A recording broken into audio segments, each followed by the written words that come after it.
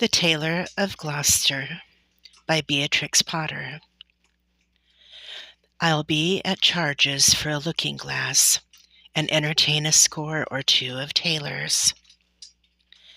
My dear Frida, because you are fond of fairy tales, and I have been ill, I have made you a story all for yourself, a new one that nobody has read before.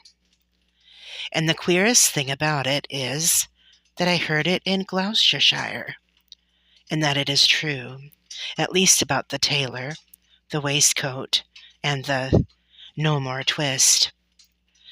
Christmas 1901.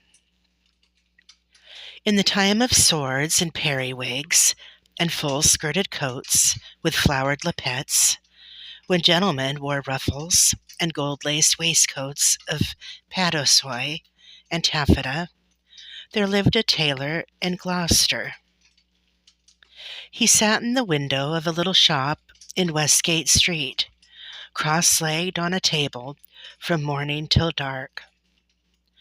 All day long, while the light lasted, he sewed and snippeted, piecing out his satin and pompadour and lutestring. Stuffs had strange names and were very expensive in the days of the Tailor of Gloucester. But although he sewed fine silk for his neighbors, he himself was very, very poor. He cut his coats without waist, according to his embroidered cloth. They were very small ends and snippets that lay about upon the table. "Two narrow breadths for naught, except waistcoats for mice," said the tailor. One bitter cold day near Christmas time, the tailor began to make a coat of cherry-colored corded silk embroidered with pansies and roses, and a cream-colored satin waistcoat for the Mayor of Gloucester. The tailor worked, and he talked to himself. "No breadth at all, and cut on the cross. It is no breadth at all. Tippets for mice and ribbons for mobs. For mice," said the Tailor of Gloucester. When the snowflakes came down against the small leaded window panes and shut out the light, the tailor had done his day's work. All the silk and satin lay cut out upon the table. There were 12 pieces for the coat, and 4 pieces for the waistcoat, and there were pocket flaps and cuffs and buttons, all in order. For the lining of the coat there was fine yellow taffeta, and for the buttonholes of the waistcoat there was cherry-colored twist, and everything was ready to sew together in the morning, all measured and sufficient, except that there was wanting just one single skein of cherry-colored twisted silk. The tailor came out of his shop at dark. No one lived there at nights but little brown mice, and they ran in and out without any keys. For behind the wooden wainscots of all the old houses in Gloucester, there are little mouse staircases and secret trap-doors, and the mice run from house to house through those long, narrow passages. But the tailor came out of his shop and shuffled home through the snow, and although it was not a big house, the tailor was so poor he only rented the kitchen. He lived alone with his cat. It was called Simpkin. "Meow," said the cat, when the tailor opened the door. "Meow." The tailor replied, "Simpkin, we shall make our fortune, but I am worn to a ravelling. Take this groat, which is our last 4 pence, and Simpkin, take a china pipkin, but a pennyworth of bread, a pennyworth of milk, and a pennyworth of sausages. And oh, Simpkin, with the last penny of our 4 pence, but me 1 pennyworth of cherry-colored silk."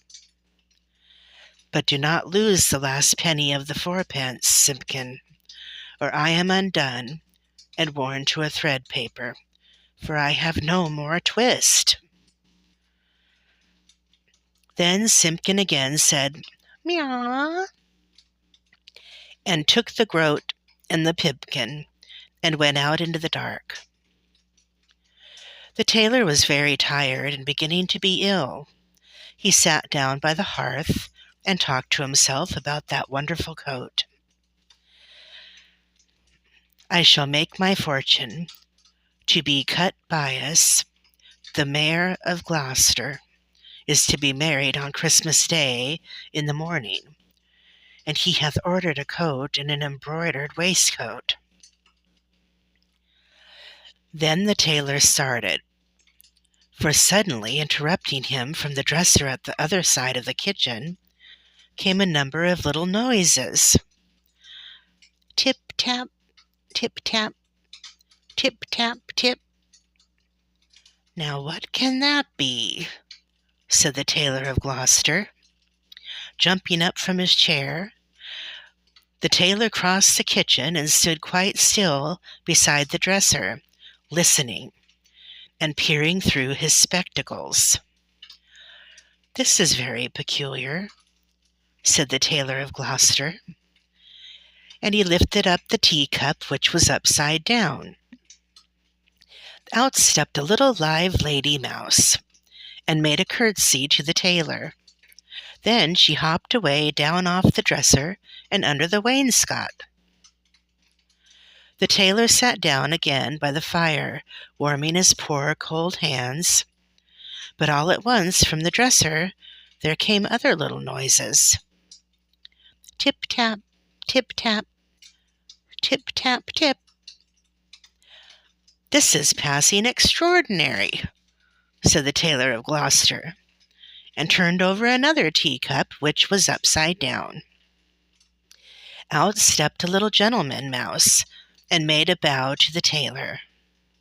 And out from under teacups and from under bowls and basins stepped other and more little mice, who hopped away down off the dresser and under the wainscot. The tailor sat down close over the fire, lamenting. 21 buttonholes of cherry-colored silk, to be finished by noon of Saturday, and this is Tuesday evening. Was it right to let loose those mice, undoubtedly the property of Simpkin? Alack, I am undone, for I have no more twist." The little mice came out again and listened to the tailor.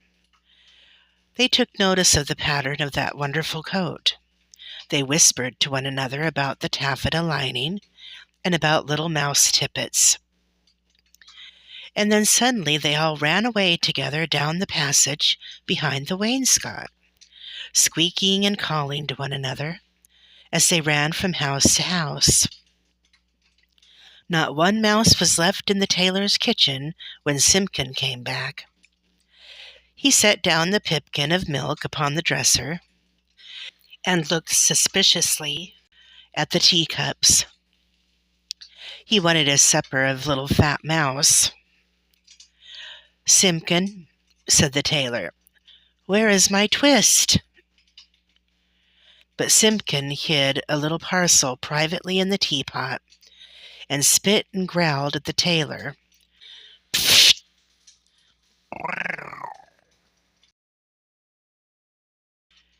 And if Simpkin had been able to talk, he would have asked, "Where is my mouse?" "Alack, I am undone," said the Tailor of Gloucester, and went sadly to bed. All that night long Simpkin hunted and searched through the kitchen, peeping into cupboards and under the wainscot, and into the teapot where he had hidden that twist. But still he found never a mouse.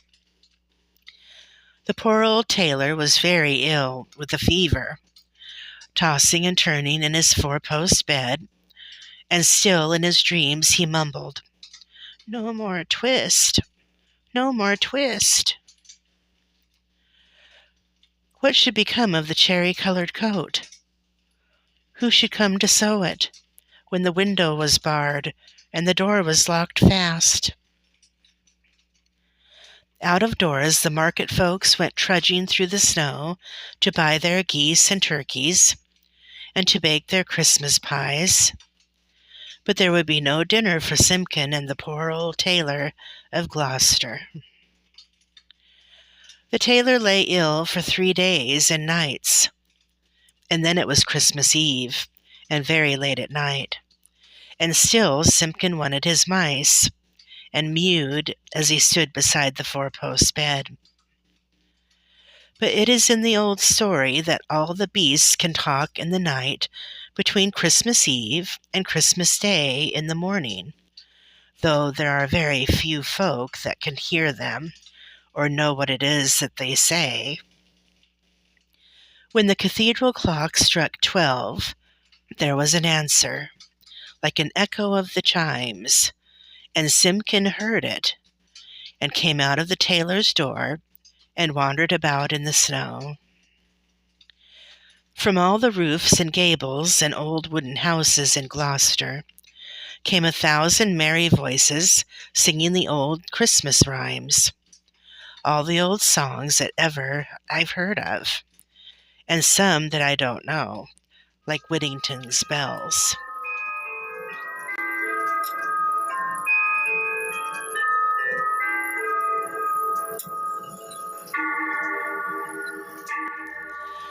Under the wooden eaves, the starlings and sparrows sang of Christmas pies.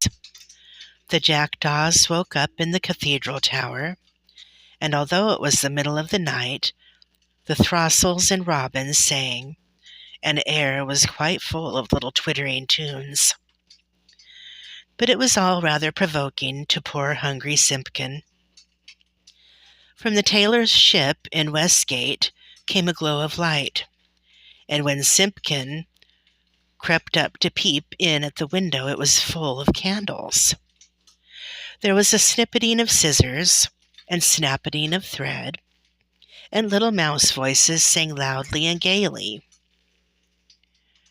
24 tailors went to catch a snail. The best man amongst them durst not touch her tail. She put out her horns like a little Clio cow. Run, tailors, run, or she'll have you all e'en now. Then without a pause the little mouse voices went on again. Sieve my lady's oatmeal, grind my lady's flour, put it in a chestnut, let it stand an hour. Mew, mew, interrupted Simpkin, and he scratched at the door. But the key was under the tailor's pillow. He could not get in. The little mice only laughed and tried another tune. 3 little mice sat down to spin. Pussy passed by and she peeped in. What are you at, my fine little men? Making coats for gentlemen. Shall I come in and cut off your threads?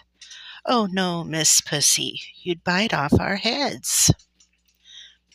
Mew, scratch, scratch, scuffled Simpkin on the window-sill, while the little mice inside sprang to their feet, and all began to shout all at once in little twittering voices. No more twist, no more twist, and they barred up the window shutters and shut out Simpkin. Simpkin came away from the shop and went home considering in his mind. He found the poor old tailor without fever, sleeping peacefully. Then Simpkin went on tiptoe and took a little parcel of silk out of the teapot and looked at it in the moonlight. And he felt quite ashamed of his badness compared with those good little mice. When the tailor awoke in the morning, the first thing which he saw upon the patchwork quilt was a skein of cherry-colored twisted silk, and beside his bed stood the repentant Simpkin. The sun was shining on the snow when the tailor got up and dressed and came out into the street with Simpkin running before him. "Alack," said Tailor, "I have my twist, but no more strength nor time than will serve to make me one single buttonhole, for this is Christmas Day in the morning. The Mayor of Gloucester shall be married by noon, and where is his cherry-coloured coat?" He unlocked the door of the little shop in Westgate Street, and Simpkin ran in, like a cat that expects something. But there was no one there, not even one little brown mouse. But upon the table, oh joy! The tailor gave a shout. There, where he had left plain cuttings of silk, there lay the most beautiful coat and embroidered satin waistcoat that ever were worn by a mayor of Gloucester. Everything was finished except just one single cherry-coloured buttonhole. And where that buttonhole was wanting, there was pinned a scrap of paper with these words, in little teeny-weeny writing: "No more twist." And from then began the luck of the Tailor of Gloucester. He grew quite stout, and he grew quite rich. He made the most wonderful waistcoats for all the rich merchants of Gloucester, and for all the fine gentlemen of the country round. Never were seen such ruffles or such embroidered cuffs and lappets. But his buttonholes were the greatest triumph of all. The stitches of those buttonholes were so neat, so neat. I wonder how they could be stitched by an old man in spectacles, with crooked old fingers and a tailor's thimble. The stitches of those buttonholes were so small, so small. They looked as if they had been made by little mice. The end.